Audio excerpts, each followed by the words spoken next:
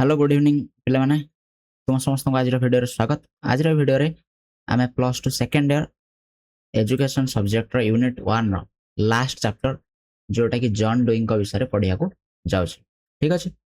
John dewy आधुनिक शिक्षा व्यवस्था आधुनिक शिक्षा जगत जड़े एमती जड़े शिक्षाविद थे जे गोटे डिफरेन्ट टाइप शिक्षा व्यवस्था आने चेष्टा करते भिडियो कम्प्लीटली जाना तेना वीडियो को लास्ट पर्यटन देखिए। जो मैंने पूर्व वीडियो गुड़ा देखिन पूर्व 4टा चैप्टर को देखिना ताको जाकि तुम्हें यही ऊपर लिंक मिल जाव आ डिस्क्रिप्शन में लिंक मिल जाव ताको जाई तुम्हें देखि पारिबो जो थे गांधीजी गोपबंधु रूसो और अरविंद विषय में ऑलरेडी डिस्कशन कर सारे। आज आम जॉन डुई विषय डिस्कशन करिया। ठीक अच्छे। आज सूची में आम देखिए आज कौन कौन पढ़िया जॉन डुई जीवन विषय किसी जाना और जॉन डुई जीवन दर्शन विषय जाना सहित शिक्षा दर्शन पाठ्यक्रम कौन था शिक्षादान पद्धति श्रृंखला शिक्षकों भूमिका आर कौन सुगुण आउ दुर्गुण रही है शिक्षा व्यवस्था डिटेल कवर करिया। तेना वीडियो लास्ट पर्यटन देखिया निश्चित सांग सहित शेयर करिया चैनल को सब्सक्राइब करिया आ जो मैंने सब्सक्राइब करना सब्सक्राइब निश्चित करिया और वीडियो को लाइक निश्चित करिया। ठीक अच्छे। आ जो मैंने व्हाट्सएप ग्रुप रे जॉइन करिया चाहूँ लास्ट रे मु व्हाट्सएप नंबर बंद कहबी सेट तुम जाकि जॉइन हो पारिबो। ठीक अच्छे। आउ डिस्क्रिप्शन में तुमको लिंक दे दिया जाव व्हाट्सएप ग्रुप तार से क्लिक करके तुम जॉइन हो पार। ठीक अच्छे। तो लेट करें वीडियो को आरंभ करिए।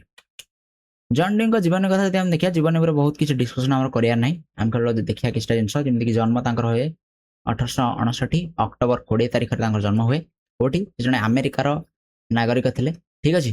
तेणु आमेरिकार भर्मंट राज्यर बर्लिंगटन सहर में जन्म हो गाँ विद्यालय प्राथमिक शिक्षा आरंभ हुए आठी प्राथमिक शिक्षा से शेष करती अधिकांश शिक्षा ग्रहण से भर्मंट और जॉन हॉपकिंस विश्वविद्यालय से कर 1879 भर्मंट विश्वविद्यालय से बीए पास कर गोटे माध्यमिक विद्यालय से 2 वर्ष कौन कर शिक्षकता कर दर्शन शास्त्र प्रति आकृष्ट होती से 20 वर्ष बयस से कौन निजक दार्शनिक भाव में प्रतिष्ठित कर 1894 रु 1904 मसीहा पर्यंत चिकागो विश्वविद्यालय से शिक्षकता कर 1896 माने यही समय जो चिकागो विश्वविद्यालय शिक्षादान कर समय 1896 मसीह गवेषणामूलक विद्यालय बोली गोटे विद्यालय मन रखा को गवेषणामूलक विद्यालय है एटा परीक्षा आस गवेषणामूलक विद्यालय किए तैयारी करथिले आ केबे तैयारी हेतला एटा। ठीक अछि। तेणु गवेषणामूलक विद्यालय को कौन करथिले ये तैयारी करथिले। ठीक अछि।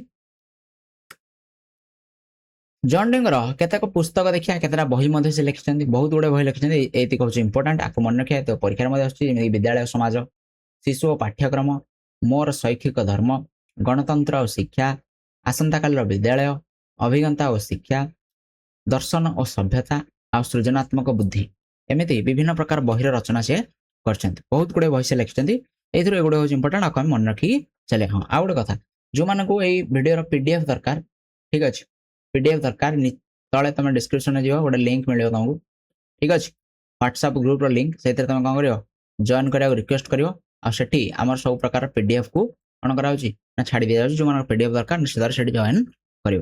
ठीक अच्छे। जीवन दर्शन देखिया जॉन डुई जो चिंताधारा प्रति से बहुत आकृष्ट थे से प्रयोगवादी चिंताधारा प्रयोगवादी दर्शन से विलियम जेम्स और चार्ल्स पियर्स द्वारा प्रभावित होती। ठीक अच्छे। चार्ल्स पियर्स और विलियम जेम्स द्वारा प्रभावित होती प्रयोगवादी चिंताधारा द्वारा ये प्रभावित होती धर्म ईश्वर किंबा अंतिम सत्य उपरे से विश्वास करी नाहंती। ठीक अच्छे। प्रयोगवादी जो चिंताधारा था साधारणतः प्रयोगवादी कहले कौन साधारणतः आम कहीपर जो जिनस आम प्रमाण दे पारिबा जो जिनस आम प्रूफ कर सेटा ही सत्य बा जोटा आम कौन कर जहाँ आम एक्सपेरिमेंट कर। ठीक अच्छे। बा परीक्षा कर ही सत्य। तो से अनुसार धर्म ईश्वर आ अंतिम सत्य एमती किसी कनसेप्ट अच्छी बोली से विश्वास करू नाहंती। जब जीवन दर्शन आम देखुचे से किछटा कथा कहते जमी फास्ट से कहते जे दुनिया हूँ परिवर्तनशील यह एकमात्र सत्य दुनिया हूँ परिवर्तनशील आधुनिक समय पुरातन समय ठारू बहुत जल्दी जल्दी कौन हो परिवर्तन देखा दे थाए। परिवर्तन हूँ समस्यार भित्तिभूमि जेहेतु परिवर्तन हो दुनिया रे तेणु यही परिवर्तन कौन कर समस्या को सृष्टि करुँच परिवर्तन हूँ समस्यार भित्तिभूमि तेणु जदि परिवर्तन न था ताहले हुए तो समस्या मध्य सृष्टि होता ना कहर अर्थ जदि दुनिया परिवर्तन होता ना ताहले कौन हो पारे ना समस्या सृष्टि होता ना किंतु जेहेतु दुनिया हूँ परिवर्तनशील ତେଣୁ ଏଇ ପରିବର୍ତ୍ତନଶୀଳ ଦୁନିଆରେ କ'ଣ ହେଉଛି ଜୀବନ ମଧ୍ୟ ପରିବର୍ତ୍ତନଶୀଳ ଆଉ ଏଇ ଜୀବନରେ ବିଭିନ୍ନ ପ୍ରକାର ସମସ୍ୟା ଏଇ ପରିବର୍ତ୍ତନ ଯୋଗୁଁ ଦେଖା ଦେଇଥାଏ। 3ରେ କ'ଣ କହୁଛନ୍ତି ଯେ ସମସ୍ୟା ସମାଧାନ କରିବା ଜୀବନର ଚରମ ଲକ୍ଷ୍ୟ। ପ୍ରତ୍ୟେକ ମଣିଷ କ'ଣ କରିଥାନ୍ତି ନା ନିଜର ସମସ୍ୟା ଗୁଡ଼ିକ ସମାଧାନ କରିଥାନ୍ତି। ମଣିଷ ଆଜି ଯେଉଁ ସ୍ତରରେ ପହଞ୍ଚିଛି, ଯେଉଁ ଅବସ୍ଥାରେ ଅଛି, ସେ ଅତୀତର ବିଭିନ୍ନ ପ୍ରକାର ସମସ୍ୟାକୁ ସମାଧାନ କରି କରି ଆଜି ଏଠି ଅଛି। ଠିକ ଅଛି, ତେଣୁ ସମସ୍ୟା ସମାଧାନ କରିବା ହେଉଛି ଜୀବନର ଚରମ ଲକ୍ଷ୍ୟ। ଯଦି ସେ ସମସ୍ୟା ସମାଧାନ କରିପାରିବ ନାହିଁ ତାହେଲେ ସେ କ'ଣ ହେବ ପୃଥିବୀ ପୃଷ୍ଠରୁ ଲୋପ ହେଇଯିବ। ଠିକ ଅଛି, ବିଭିନ୍ନ ପ୍ରକାର ପ୍ରାଣୀ କ'ଣ କରିପାରିଲେ ନା ପରିବେଶ ସହିତ ଖାପ ଖୁଆଇ ଚଳିପାରିଲେ ନାହିଁ, ସେଥିପାଇଁ ସେମାନେ କ'ଣ କଲେ ନା ସେମାନେ ଦୁନିଆରୁ ଲୋପ ହେଇ ଯାଇଛନ୍ତି। ସେମିତି ମଣିଷ ଯୋଉଦିନ ପରିବେଶ ସହିତ ଖାପ ଖୁଆଇ ଚଳିପାରିବ ନାହିଁ, ଯୋଉଦିନ ନିଜର ସମସ୍ୟାର ସମାଧାନ କରିପାରିବ ନାହିଁ, ସେଦିନ ମଣିଷ ମଧ୍ୟ କ'ଣ ହେବ ଏଇ ପୃଥିବୀ ପୃଷ୍ଠରୁ କ'ଣ ନିଶ୍ଚିହ୍ନ ହେଇଯିବ। ଆଉ କ'ଣ କହୁଛନ୍ତି ଯେ ନିଷ୍କ୍ରିୟ ମନୁଷ୍ୟ ସମସ୍ୟା ସମାଧାନ କରିପାରିବ ନାହିଁ, ବୈଜ୍ଞାନିକ ପ୍ରଣାଳୀରେ ସକ୍ରିୟ ଉଦ୍ୟମ ଦ୍ୱାରା ସମାଧାନର ପନ୍ଥା ସ୍ଥିର କରି ହେବ। ସେ କହୁଛନ୍ତି ନିଷ୍କ୍ରିୟ ମନୁଷ୍ୟ କେତେବେଳେ ହେଲେ ସମସ୍ୟାର ସମାଧାନ କରିପାରିବ ନାହିଁ। ସମସ୍ୟା ସମାଧାନ କରିବାକୁ ହେଲେ ସବୁବେଳେ ଆମକୁ ସକ୍ରିୟ ଉଦ୍ୟମ କରିବାକୁ ପଡ଼ିବ। ସକ୍ରିୟ ଉଦ୍ୟମ ଆକ୍ଟିଭଲି ଆମକୁ ତାକୁ ଚେଷ୍ଟା କରିବାକୁ ପଡ଼ିବ।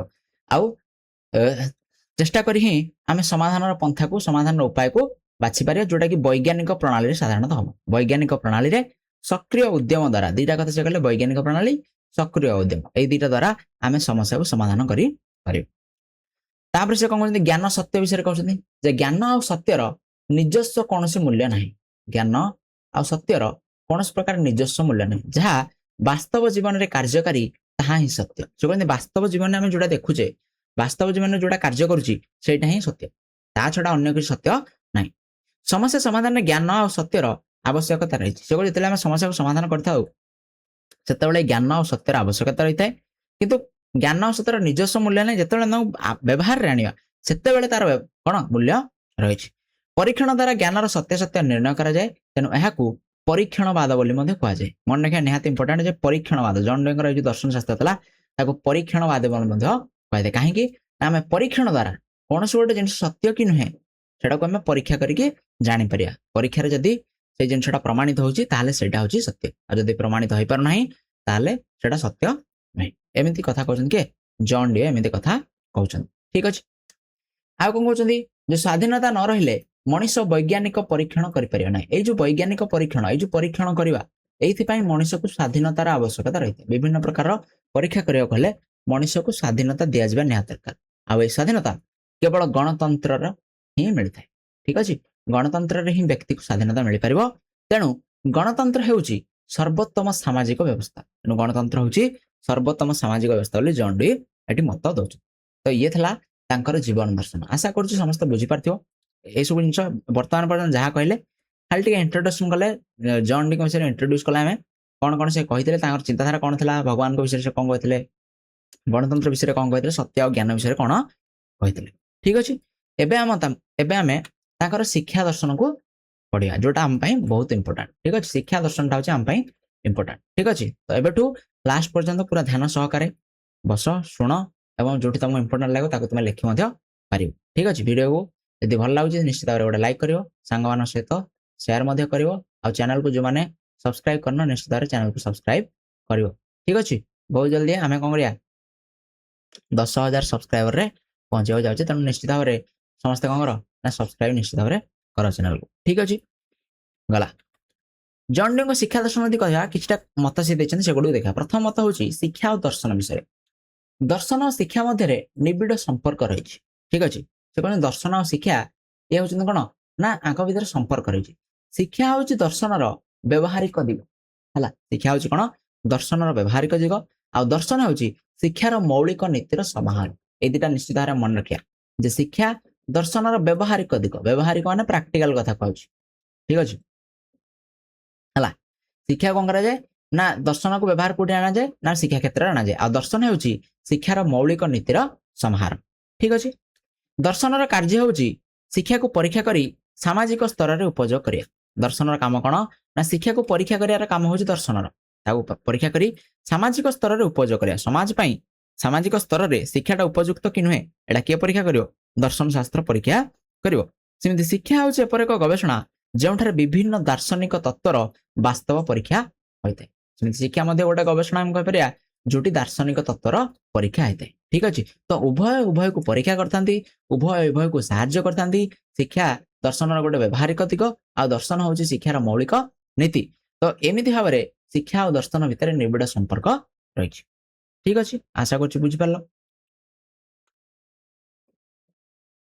नेक्स्ट हूँ चिंता और सत्य ठीक अच्छे चिंता और सत्य कौन चिंता हूँ नूतन ज्ञान और सत्यर अनुसंधान करिवार उपाय चिंता हूँ कौन ना नूतन ज्ञान सत्यर अनुसंधान करिवार गोटे उपाय मनीष निजर अस्तित्व बजाय रखापी बुद्धिर प्रयोग करने शिखिला आ शिक्षार बुद्धिर प्रयोग एकांत आवश्यक रही निजर अस्तित्व बजाय रखापी ठीक अच्छे मनीष कौन जिते बण जंगल रोला से विभिन्न प्रकार विपद रही विभिन्न प्रकार हिंस्र जंतु मान विपद था ठीक अच्छे तेणु मनीष कौन कला निजर बुद्धि प्रयोग फल से कौन निजर अस्तित्व को बजाय रखार सक्षम है ठीक अच्छे आ शिक्षा क्षेत्र में बुद्धिर प्रयोग करा निहाती आवश्यक से यह अनुसंधान नाम नामित कर शिक्षा क्षेत्र में बुद्धिर प्रयोग करुचे चिंता करुचे विभिन्न सत्यर आविष्कार करुचे सेटा को से अनुसंधान नाम नामित कर कौन कहते ना अनुसंधान कौन से नूतन ज्ञान आहरण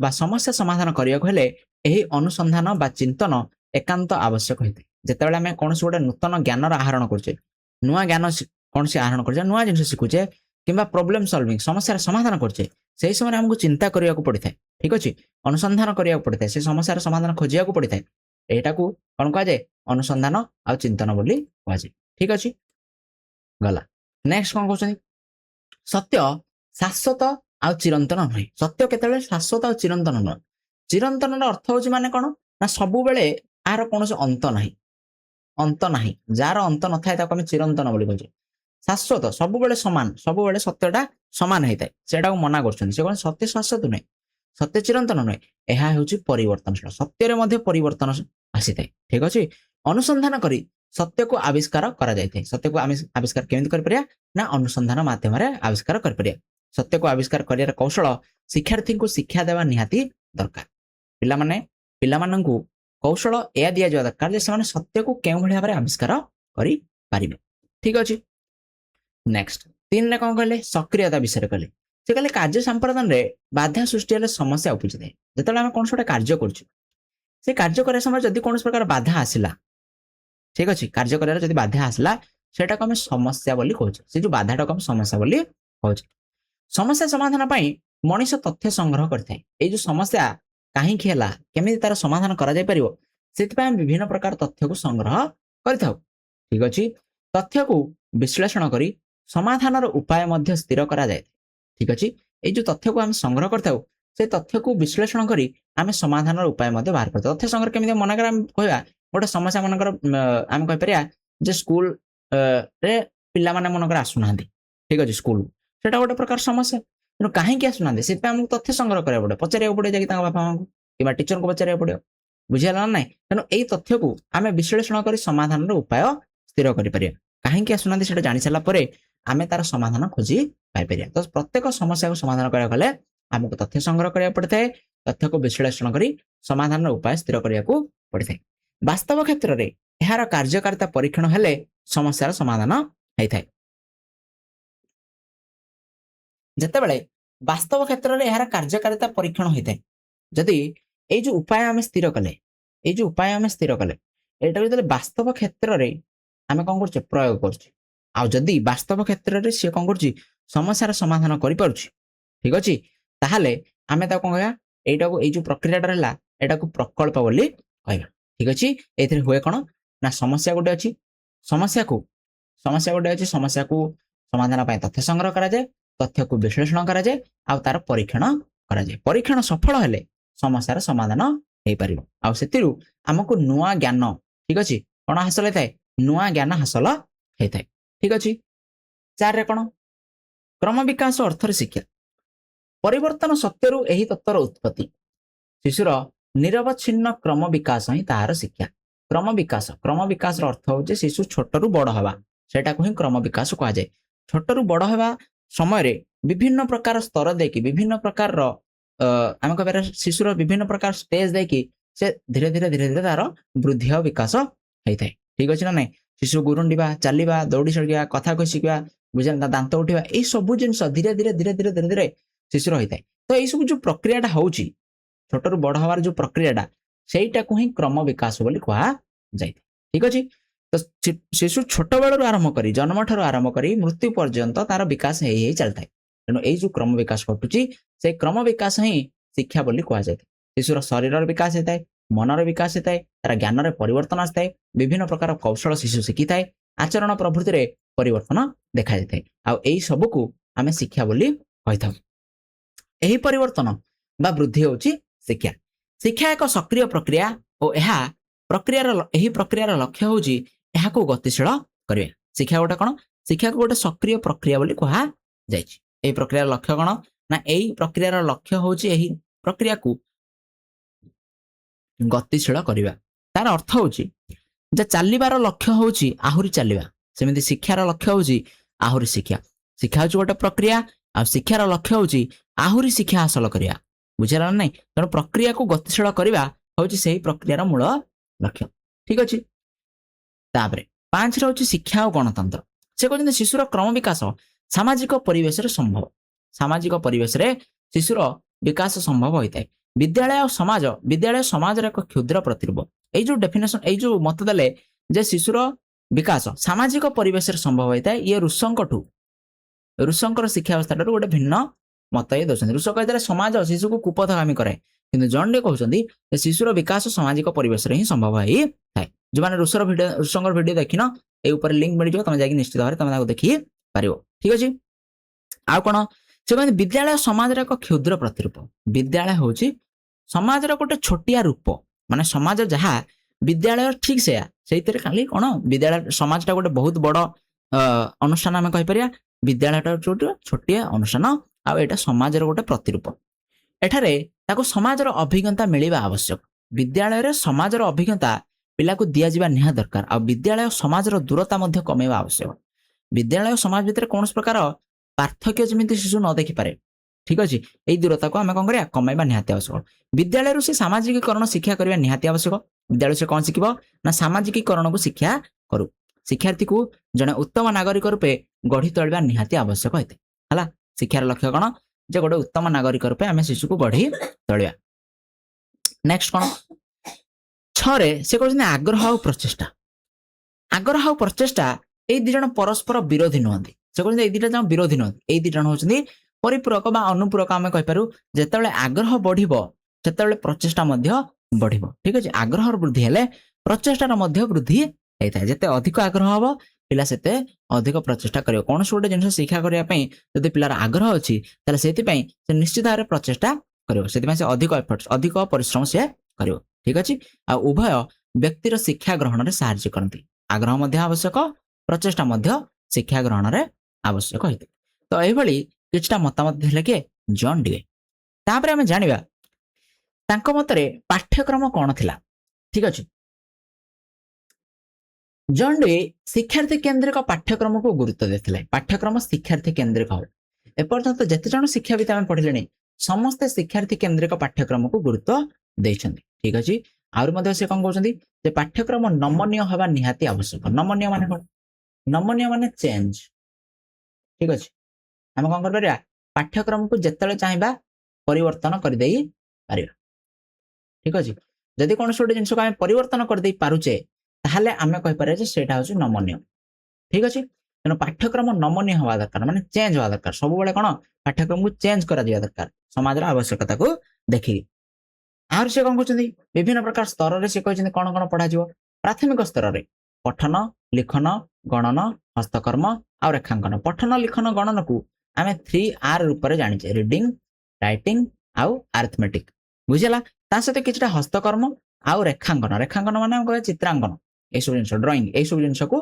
प्राथमिक स्तर में शिक्षा प्रदान करमती उच्च श्रेणी में हायर स्टडीज हायर क्लास भाषा शिक्षा माने लैंग्वेज पढ़िया पिला बुझेगा विभिन्न प्रकार जेको भाषा आम इंग्लीश कहीपर जेको भाषा कहीपर बुझेगा गणित शिक्षा विज्ञान सामाजिक विज्ञान रे विभिन्न प्रकार इतिहास भूगोल यह सब जिन आसो से सब जिन को शिक्षा दि जावा निहाती आवश्यक ता सहित छात्र मानक पई कृषि विज्ञान और छात्री मानक पई गृह विज्ञान कृषि विज्ञान और गृह विज्ञान को शिक्षा दि कृषि विज्ञान पुओ पिलान पई गृह विज्ञान झियो पिलान पई ठीक अच्छे ତା ସହିତ ସେ କହନ୍ତି ପାଠ୍ୟକ୍ରମ ନମନୀୟ ହବ, ଯୋଉଟା ମୁଁ କହିଲି ଯେ ନମନୀୟ ପାଠ୍ୟକ୍ରମ ହବ। ଆଉ ଶିକ୍ଷାର୍ଥୀର ଦୈନନ୍ଦିନ ସମସ୍ୟାର ସମାଧାନରେ ଇଏ କଣ କରୁଥିବ, କାମରେ ଆସୁଥିବ। ଯାହା ବି ପାଠ ପଢା ହବ ସେଟା ପିଲାର କାମରେ ଆସୁଥିବା ନିହାତି ଦରକାର। ଠିକ ଅଛି, ଏଇଭଳି ପାଠ୍ୟକ୍ରମ ହବ। ପାଠ୍ୟକ୍ରମକୁ ଜନ୍ ଡେ ସାଧାରଣତଃ 3 ଭାଗରେ ବିଭକ୍ତ କରିଛନ୍ତି। କେତେ ଭାଗରେ ବିଭକ୍ତ କରିଛନ୍ତି? 3 ଭାଗରେ। ପ୍ରଥମ ସମୟ, ଦ୍ୱିତୀୟ ସମୟ ଆଉ ତୃତୀୟ ସମୟ। ପ୍ରଥମ ସମୟ କଣ? ପ୍ରଥମ ସମୟ 4 ରୁ 8 ବର୍ଷ ବୟସରୁ ସେ କହୁଛନ୍ତି। ଏଇଥିରେ 3R ଉପରେ ଗୁରୁତ୍ୱ ଦିଆଗଲା, ଲେଖନ ପଠନ ଗଣନ, ତା ସହିତ କିଛି ବଗିଚା କାମ ମଧ୍ୟ ଶିଶୁକୁ କରିବାକୁ ଦିଆଯିବ। 4 ରୁ 8 ବର୍ଷ ବୟସ। 8 ବର୍ଷ ବୟସ ପର୍ଯ୍ୟନ୍ତ ଶିଶୁ କଣ ଶିଖିବ? ପଢିବା ଲେଖିବା ଆଉ ଗଣିତ କରିବା ଶିଖିବ, ହିସାବ କରିବା ଶିଖିବ। ତା ସହିତ କିଛି ବଗିଚା କାମ ସେ କରିବ। ଦ୍ୱିତୀୟ ସମୟ ହେଉଛି 8 ରୁ 12 ବର୍ଷ ବୟସ। 8 ରୁ 12 ବର୍ଷ ବୟସରେ ଶିଶୁକୁ ସାମାଜିକ ଶିକ୍ଷା ଦିଆଯିବ। ପରୀକ୍ଷଣ ବିଜ୍ଞାନ ଭଳିଆ ବିଷୟ ଗୁଡ଼ିକୁ ତାକୁ ଶିକ୍ଷା ପ୍ରଦାନ କରାଯିବ। ଶିକ୍ଷାର୍ଥୀର ପ୍ରବୃତ୍ତି ଗୁଡ଼ିକର ବିକଶିତ ଏହି ସମୟରେ ହେଇଥାଏ। ବିଭିନ୍ନ ପ୍ରବୃତ୍ତିର ବିକଶିତ ଏହି ସମୟରେ ହେଇଥାଏ। ତେଣୁ ତାକୁ ସାମାଜିକ ପ୍ରକ୍ରିୟା, ସାମାଜିକ ସଂଗଠନର ଦୃଢ଼ୀଭୂତ ହୋଇଥାଏ। ତେଣୁ ସେଇ ରିଲେଟେଡ୍ ବିଭିନ୍ନ ପ୍ରକାର ବିଷୟ ତାଙ୍କୁ ପଢାଯିବା ନିହାତି ଆବଶ୍ୟକ। ଠିକ, ଦ୍ୱିତୀୟ ସମୟରେ କଣ କରାଯିବ? ବିଭିନ୍ନ ପ୍ରକାର ବିଷୟ ପଢାଯିବ, ଯୋଉଥିରେ ସାମାଜିକ ବିଜ୍ଞାନ ଆସିବ। ସାମାଜିକ ପ୍ରକ୍ରିୟାକୁ କଣ ଅଧିକ ଦୃଢ଼ୀଭୂତ କରିବା, ସାମାଜିକ ସଂଗଠନକୁ ଦୃଢ଼ୀଭୂତ କରିବା। ଠିକ ଅଛି, ଏଇ ସବୁ ଦୃଷ୍ଟିକୋଣ ତାକୁ ବିଷୟ ଗୁଡ଼ିକ ପଢାଯିବ। ତୃତୀୟ ସମୟ ହେଉଛି 12 ରୁ ଅଧିକ, 12 ବର୍ଷରୁ ଅଧିକ। 12 ବର୍ଷରୁ ଅଧିକ ଶିଶୁର ସୃଜନ ଶକ୍ତି ବୃଦ୍ଧି ପାଇଥାଏ। 12 ବର୍ଷରୁ ଅଧିକ ହେଲା ଫଳେ ଶିଶୁର ସୃଜନ ଶକ୍ତି ଧୀରେ ଧୀରେ 12 ବର୍ଷରୁ ବୃଦ୍ଧି ପାଇବା ଆରମ୍ଭ ହୁଏ। ତେଣୁ ସମସ୍ୟା ସମାଧାନର କ୍ଷମତା ମଧ୍ୟ ବୃଦ୍ଧି ପାଇଥାଏ। ତେଣୁ ଏଇ ରିଲେଟେଡ୍ ବିଭିନ୍ନ ପ୍ରକାର ବିଷୟକୁ ପଢାଯିବ। ସମସ୍ୟା ସମାଧାନ ପାଇଁ ବିଭିନ୍ନ ପ୍ରକାର ବିଷୟ, ଯେମିତି ଗଣିତ ହେଇଗଲା, ସାଇନ୍ସ ହେଇଗଲା, ସାମାଜିକ ବିଜ୍ଞାନ ହେଇଗଲା, ଏଗୁଡ଼ିକ ସମସ୍ୟା ସମାଧାନ ଉପରେ ଫୋକସ କରିଥାଏ। ତେଣୁ ସେଇ ରିଲେଟେଡ୍ ବିଷୟ ଗୁଡ଼ିକୁ ତାଙ୍କୁ ଶିକ୍ଷା ପ୍ରଦାନ କରାଯିବ। ଠିକ ଅଛି, ତାପରେ ଦେଖିବା ଶିକ୍ଷାଦାନ ପଦ୍ଧତି। କେଉଁଭଳି ଭାବରେ ଶିକ୍ଷା ପ୍ରଦାନ କରାଯିବ ରୁଷୋ କହୁଛନ୍ତି। ଶିଶୁକୁ ସମସ୍ତ ପ୍ରକାର ସ୍ୱାଧୀନତା ଦିଆଯିବ। ପ୍ରଥମ କଥା କହିଲେ ସ୍ୱାଧୀନତା ବିଷୟରେ ସେ କହିଥିଲେ, ଗଣତନ୍ତ୍ର କହିଥିଲେ। ଠିକ ଅଛି, ଗଣତନ୍ତ୍ର ବିଷୟରେ କହିଥିଲେ ସେ ତାଙ୍କର ଦର୍ଶନ ଶାସ୍ତ୍ରରେ। ତେଣୁ ସ୍ୱାଧୀନତା ଦିଆଯିବା ନିହାତି ଆବଶ୍ୟକ। ସ୍ୱାଧୀନତା ଉପରେ ପ୍ରାୟ ସମସ୍ତେ କଣ କରୁଛନ୍ତି? ଫୋକସ ମଧ୍ୟ ଦେଇଛନ୍ତି, ସବୁ ପ୍ରକାର ଶିକ୍ଷାବିତ। ଶିଶୁର ସ୍ୱତଃସ୍ଫୂର୍ତ୍ତ ଆଚରଣ ବା ପ୍ରଚେଷ୍ଟାକୁ ବାହ୍ୟ ନୀତି ନିୟମ ଦ୍ୱାରା ନିୟନ୍ତ୍ରିତ କରିବା ଅନୁଚିତ ହେଇଥାଏ। ତେଣୁ ଆମେ ଶିଶୁର ବାହ୍ୟ ଆଚରଣକୁ, ବାହ୍ୟ ନୀତି ନିୟମ ବାହାରୁ କୌଣସି ପ୍ରକାର ଜୋର ଜବରଦସ୍ତି କରି ତାର ଆଚରଣକୁ ନିୟନ୍ତ୍ରଣ କରିବା କଣ ହେଇଥାଏ? ନା ଅନୁଚିତ ହୋଇଥାଏ। ଏପରି କରିବା ଦ୍ୱାରା ଶିକ୍ଷାର୍ଥୀର ବିକାଶ ବାଧାପ୍ରାପ୍ତ ହୋଇଥାଏ। ଯଦି ଆମେ ତା ଉପରେ ରେଷ୍ଟ୍ରିକ୍ସନ ଲଗେଇଲେ, ପିଲା ଉପରେ ଯଦି କଟକଣା ଲଗେଇଲେ, ତାହେଲେ ତାର ବିକାଶ ସଠିକ ସେ ହେଇପାରିବ ନାହିଁ। ତେଣୁ ତାକୁ ସ୍ୱାଧୀନତା ଦିଆଯାଉ, ଆଉ ବାହ୍ୟ ନୀତି ନିୟମ ଦ୍ୱାରା ତାକୁ କଣ ଚାପି ନ ଦିଆଯାଉ। ଶିଶୁର ଶିକ୍ଷା ବାସ୍ତବ ଅଭିଜ୍ଞତା ମାଧ୍ୟମରେ ହିଁ ସମ୍ଭବ ହୋଇଥାଏ, ନିଷ୍କ୍ରିୟ ଲିଖନ ପଠନ ମାଧ୍ୟମରେ ନୁହେଁ। ଠିକ ଅଛି, ବାସ୍ତବ ଅଭିଜ୍ଞତା ଶିଶୁକୁ ଦିଆଯାଉ। କେବଳ ବହି ପଢିବ, ନିଷ୍କ୍ରିୟ ଲିଖନ ଆଉ ପଠନ ନୁହେଁ, ବାସ୍ତବ ଅଭିଜ୍ଞତା ଶିଶୁକୁ ପ୍ରଦାନ କରାଯିବା ନିହାତି ଆବଶ୍ୟକ। ବାସ୍ତବ ଅଭିଜ୍ଞତା ଆଉ ବିଦ୍ୟାଳୟ ଅଭିଜ୍ଞତା ମଧ୍ୟରେ କୌଣସି ବ୍ୟବଧାନ ବା ଦ୍ୱନ୍ଦ୍ୱ ରହିବା ଉଚିତ ନୁହେଁ। ବାସ୍ତବ ଅଭିଜ୍ଞତା ସମାଜରେ ଗୋଟେ ଜିନିଷ ଦେଖୁଛି, ବିଦ୍ୟାଳୟରେ ଆଉ ଗୋଟେ ଜିନିଷ କୁହାଯାଉଛି। ତ ଏମିତି ନହେବା ଦରକାର, ଦିଟା ଯାକ ଭିତରେ ଦୂରତା କମିବା ଦରକାର। ବିଦ୍ୟାଳୟ ସମାଜରେ ଗୋଟେ ପ୍ରକାରର ଅଭିଜ୍ଞତା ତାକୁ ମିଳିବା ନିହାତି ଆବଶ୍ୟକ। ଠିକ ଅଛି, ଆଉ ଜନ୍ ଡେଙ୍କ ମତରେ ସମସ୍ୟା ସମାଧାନ ପଦ୍ଧତି ହିଁ ଶ୍ରେଷ୍ଠ ଶିକ୍ଷଣ ପଦ୍ଧତି। କୋଉ ପଦ୍ଧତି? ସମସ୍ୟା ସମାଧାନ ପଦ୍ଧତି। ଠିକ ଅଛି, problem solving method. Problem solving method ହଉଛି କଣ? ସବୁଠୁ ଶ୍ରେଷ୍ଠ ପଦ୍ଧତି ବୋଲି ଜନ୍ ଡେ କହୁଛନ୍ତି। ଠିକ ଅଛି, ନେକ୍ସଟ ଶୃଙ୍ଖଳା ବିଷୟରେ କଣ କହିଛନ୍ତି ଜାଣିବା। ଜନ୍ ଡେଙ୍କ ମତରେ ବାହ୍ୟ ଶୃଙ୍ଖଳା ସେଇଠି ଆବଶ୍ୟକ ହୋଇଥାଏ ଯେଉଁଠାରେ ବିଦ୍ୟାଳୟର ପରିବେଶ ଅସାମାଜିକ ଥାଏ। ଏବେ ଜଷ୍ଟ ସେ କହିଲେ ଯେ କୌଣସି ପ୍ରକାର କଣ ତାକୁ କଠୋର ଶୃଙ୍ଖଳା ଭିତରେ ବାନ୍ଧି ଦିଆଯିବ ନାହିଁ, ତାକୁ ପନିଶମେଣ୍ଟ ଦିଆଯିବ ନାହିଁ, ବାହାରୁ ଚାପ ପ୍ରୟୋଗ କରାଯିବ, ବାହାରୁ ତାକୁ ବାନ୍ଧି ଦିଆଯିବ ନାହିଁ, ତାକୁ ଫ୍ରିଡମ ଦିଆଯିବ, ସ୍ୱାଧୀନତା ଦିଆଯିବ। ସେ କଥା ମଧ୍ୟ କହୁଛନ୍ତି ଯେ ଶୃଙ୍ଖଳା ସେଇଠି ଆବଶ୍ୟକ ହୋଇଥାଏ, ବାହ୍ୟ ଶୃଙ୍ଖଳା ସେଇଠି ଆବଶ୍ୟକ ଯୋଉଠି ପରିବେଶ ଅସାମାଜିକ ହବ। ଠିକ ଅଛି, ଆଉ ଛାତ୍ରଛାତ୍ରୀ ମାନଙ୍କର ସାମାଜିକ ଚେତନାର ଅଭାବ ଦେଖାଦିଏ। ଯଦି ଛାତ୍ରଛାତ୍ରୀ ମାନଙ୍କର ସାମାଜିକ ଚେତନାର ଅଭାବ ଅଛି, ତାହେଲେ ସେଠି ବାହ୍ୟ ଶୃଙ୍ଖଳା ଆବଶ୍ୟକ ହୋଇଥାଏ। କିନ୍ତୁ ଯଦି ପରିବେଶ ସମାଜ ଧର୍ମୀ ହେଇଥାଏ, ପରିବେଶ ସାମାଜିକ ହୋଇଥାଏ ହେଲା, ତେବେ ଶୃଙ୍ଖଳା ଛାତ୍ରଛାତ୍ରୀଙ୍କ ଚେତନା ଆଉ ଦାୟିତ୍ୱବୋଧରୁ ସ୍ୱତଃ ଜାତ ହବ। ଛାତ୍ରଛାତ୍ରୀ ମାନଙ୍କ ଚେତନା ଆଉ ଦାୟିତ୍ୱବୋଧରୁ ହିଁ ଶୃଙ୍ଖଳା ଜାତ ହେଇଥାଏ। ଜନ୍ ଡୁଇ ବାହ୍ୟ ଶୃଙ୍ଖଳା ଅର୍ଥାତ୍ ପୁରସ୍କାର ଆଉ ଦଣ୍ଡ ବିରୋଧରେ ସ୍ୱର ଉତ୍ତୋଳନ କରିଛନ୍ତି, ଆଉ ସାମାଜିକ ଶୃଙ୍ଖଳାକୁ ଅଧିକ ଗୁରୁତ୍ୱ ଦେଇଛନ୍ତି। ପୁରସ୍କାର ଦଣ୍ଡକୁ ବିରୋଧ କରିଛନ୍ତି, ଆଉ ସାମାଜିକ ଶୃଙ୍ଖଳାକୁ ଅଧିକ ଗୁରୁତ୍ୱ ସେ ଦେଇଛନ୍ତି। ଠିକ ଅଛି, ଶିକ୍ଷାର୍ଥୀ ସମାଜର ବିଭିନ୍ନ କାର୍ଯ୍ୟରେ ଲିପ୍ତ ରହିବା ଦ୍ୱାରା, ଦାୟିତ୍ୱ ନେବା ଦ୍ୱାରା ଶୃଙ୍ଖଳା ଆପେ ଆପେ ହେଇଥାଏ। ଠିକ ଅଛି, ବିଭିନ୍ନ କାର୍ଯ୍ୟରେ ଲିପ୍ତ ରହିବା, ବିଭିନ୍ନ ପ୍ରକାର ଦାୟିତ୍ୱ ଯେତେବେଳେ ଶିକ୍ଷାର୍ଥୀକୁ ଦିଆଯାଏ, ଶିକ୍ଷାର୍ଥୀ ସମାଜର ଦାୟିତ୍ୱ ବହନ କରେ, ସେତେବେଳେ ଶୃଙ୍ଖଳା ଆପେ ଆପେ ସୃଷ୍ଟି ହବ। ତେଣୁ ଶୃଙ୍ଖଳାକୁ एटी सामाजिक कुहाई सामाजिक दृष्टिकोण श्रृंखला तैयारी हवा निहाती आवश्यक। नेक्स्ट जानिया शिक्षकों कौन भूमिका था जो शिक्षा दर्शन रही है शिक्षकों को से क्यों भली देखते से कहते शिक्षक होती जड़े पथ प्रदर्शक मान आम कह गाइड जड़े गाइड पथ प्रदर्शक शिशु को से ठीक बाट देखेबे प्रत्येक शिक्षादान करने परिवर्ते शिक्षार्थी को परोक्ष भाव में उत्साहित करने निमित्त आकर्षणीय उपयोगी परिवेश सृष्टि करते शिक्षक। ठीक अच्छे शिक्षक कौन करती ना प्रत्येक शिक्षादान करती नहीं बरं परोक्ष भाव में उत्साहित करती से निमंते आकर्षणीय आ उपयोगी परिवेश सृष्टि करी थांती। ठीक अच्छे तेणु शिक्षकों को एक परिवेश नियंत्रणकारी कहुई कौन कहुई एक परिवेश नियंत्रणकारी जॉन डी शिक्षकों को कहते मन रख इंपोर्टाट एटा कहीं परीक्षा आसूची। ठीक अच्छे शिक्षकों को परिवेश नियंत्रण करे किए कहते शिक्षकों धैर्य दृष्टिभंगी वैज्ञानिक दृष्टिकोण विवेकशीलता और विकासमूलक मनोवृत्ति रहा निहाती आवश्यक। से एकाधार जड़े योजना प्रस्तुतकारी पथ प्रदर्शक उपदेष्टा तथा निरीक्षक अटंती यही मत जॉन डी देउछन। ठीक अच्छे ये जानले शिक्षकों विभिन्न प्रकार गुण रही धैर्य दृष्टिभंगी वैज्ञानिक मनोवृत्ति विकासमूलक मनोवृत्ति यह सब जिन शिक्षक होती परिवेश नियंत्रणकारी से आवश्यक आकर्षणीय परिवेश को सृष्टि करेंगे। ठीक अच्छे यही मत अनुसार रूसो आ जॉन डी पाखापाखि सामान किंतु जॉन डी कौन कर शिक्षकों को उच्च स्थान देते किंतु रूसो शिक्षकों को गौण स्थान देते किंतु उभय कहते जब शिक्षक होती परिवेश तैयारी करती शिक्षक कौन करती परिवेश को तैयारी करते। ठीक अच्छे नेक्स्ट जानिबा ए जो जॉन डी जो शिक्षा दर्शन रहा तार सपक्ष आ तार विपक्ष कौन कौन मत रही किसी शिक्षाविद समर्थन किसी शिक्षाविद विरोध कर जाना को शिक्षाविद बा कौन एमती शिक्षा व्यवस्था जोटा को शिक्षाविद मैंने समर्थन कर फास्ट हो शिक्षा हूँ अभिज्ञतार निरवच्छिन्न पुनर्गठन यही हूँ जॉन डी शिक्षार डेफिनेशन। ठीक अच्छे शिक्षार संज्ञा देवाक जाए शिक्षार संज्ञार जॉन डी कौन कहते ना शिक्षा हूँ अभिज्ञतार निरवच्छिन्न पुनर्गठन आपको मन रख। ठीक अच्छे तेणु अभिज्ञतार निरवच्छिन्न पुनर्गठन कहला कौन अभिज्ञता माने शिशु प्रत्येक दिन किसी ना किसी अनुभूति शिशुर होता है नुआ हो पुराणा हो किसी अनुभूति होता है सेटा को अभिज्ञता बोले आम कहीपर अनुभूति अभिज्ञता प्राय एका भाया तो शिशु जहाँ पढ़े जहाँ करे जो कार्य करे जो लोक मान सहित मिसे से विभिन्न प्रकार अभिज्ञता शिशु को होता है। ठीक अच्छे आउ ए अभिज्ञता तार प्रत्येक दिन होता है निरवच्छिन्न भाव में निरवच्छिन्न मान प्रत्येक दिन न अटकी प्रत्येक दिन चली था।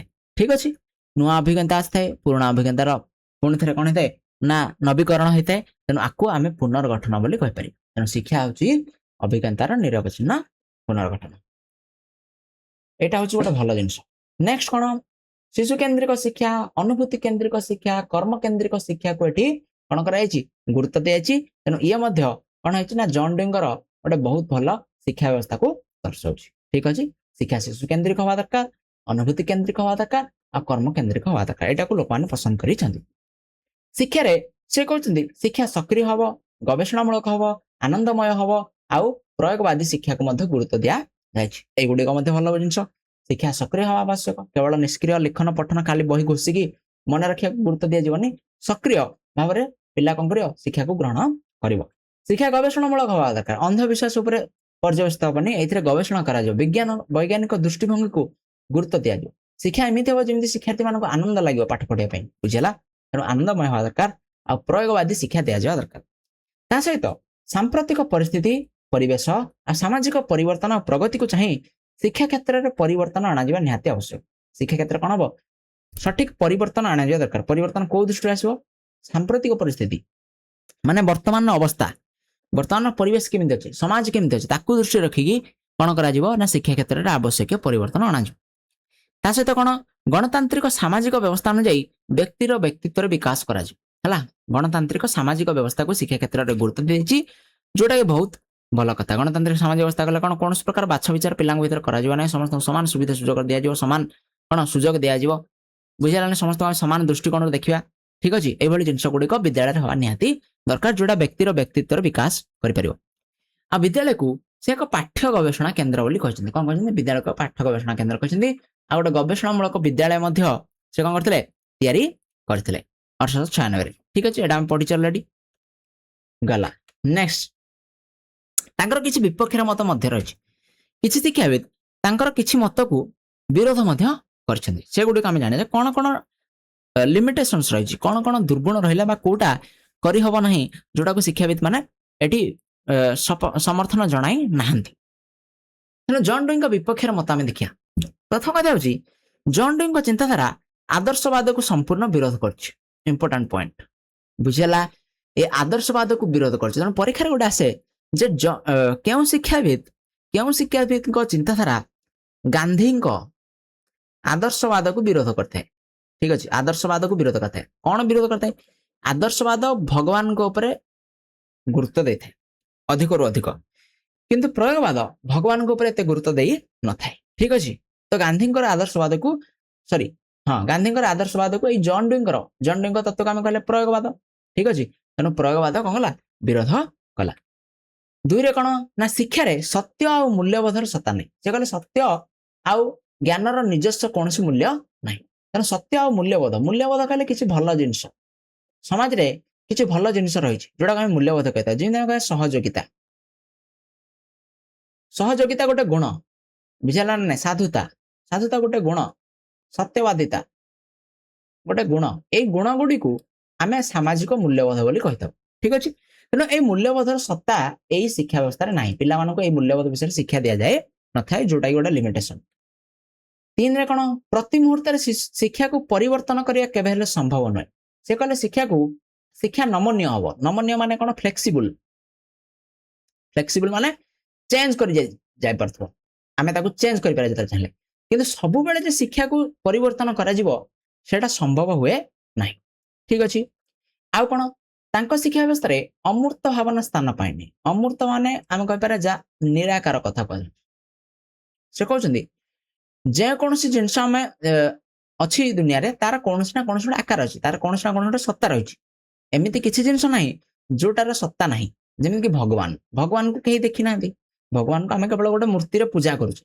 ठीक अछि किंतु ताको हम वास्तव रे देखिने तो सेटा को से कंकर्षण विरोध करन से कहंदी अमूर्त भावना बोले कोनसी गोटे जिंस नाही एमिति कोनसी जिंस नाही जोटार आकार नाही ठीक अछि तेनु अमूर्त भावना स्थान पाई नाही अंक शिक्षा व्यवस्था रे मूल्यबोध स्थान पाई तो अमूर्त भावना स्थान पाई सेमिति समस्या समाधान पद्धति रे सब समस्यार समाधान होई पारेनी से कहले समस्या समाधान पद्धति होची श्रेष्ठ शिक्षण पद्धति किंतु समस्या समाधान पद्धति रे सब समस्यार समाधान हबो तार कोनसे मध्ये माने न थाए ठीक अछि नेक्स्ट कोन शिक्षण प्रक्रिया रे व्यक्तिगत पार्थक्य पर यथेष्ट गुरुत्व प्रदान व्यक्तिगत पार्थक्य को अधिक गुरुत्व दैछन्ती ठीक अछि व्यक्तिगत पार्थक्य कोन ना व्यक्ति भीतर थिया पार्थक्य को हमें व्यक्तिगत पार्थक्य कहता एटा हमें साइकोलॉजी रे साधारणतः पढिचे ठीक अछि व्यक्तिगत पार्थक्य कहले कोन दी जण व्यक्ति मानकर अछन्ती ए दी जण व्यक्ति कोनोसी भी दी जण व्यक्ति हम नवा दुनियार ए दी जण व्यक्ति केते बेले ले एक समान हे नथिबे एमान भीतर किछि ना किछि पार्थक्य रहिदिबो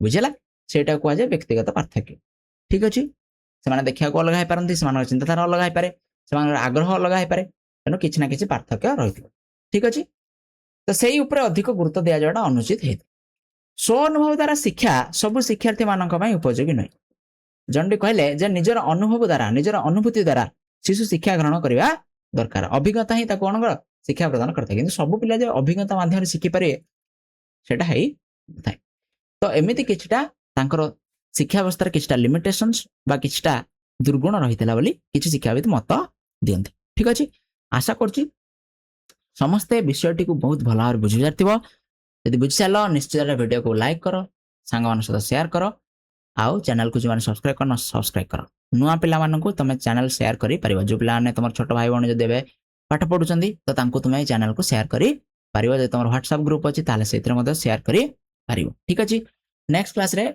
आमे शिक्षण विषय रे पढिबा ठीक अछि आउ जदि तुमको ग्रुप रे ऐड होबार अछि तुम एई जो नंबर दिया अछि आर स्क्रीनशॉट तुम नै जाओ एई नंबर रे 8763282987 ठीक अछि एई नंबर रे तुम WhatsApp रे मैसेज करिवो हला सर मते ग्रुप रे ऐड कर दियंदो बोले मैसेज करले मु तुमको ग्रुप रे ऐड करी देबी नाही तुम जदी डायरेक्ट जाके लिंक रो मिसिया चाहतो ताले डिस्क्रिप्शन रे लिंक अछि लिंक रे क्लिक करी कि तुम डायरेक्ट जॉइन करी पारिबो ठीक अछि ता सहित जो माने पूर्व वीडियो ओड देखिना तार प्लेलिस्ट एड दे दिया जिवो ए जगह रे ठीक अछि ତେଣୁ ପ୍ଲେଲିଷ୍ଟକୁ ଯାଇକି ତମେ ଦେଖିପାରିବ। Thank you so much. Next କ୍ଲାସରେ ଦେଖା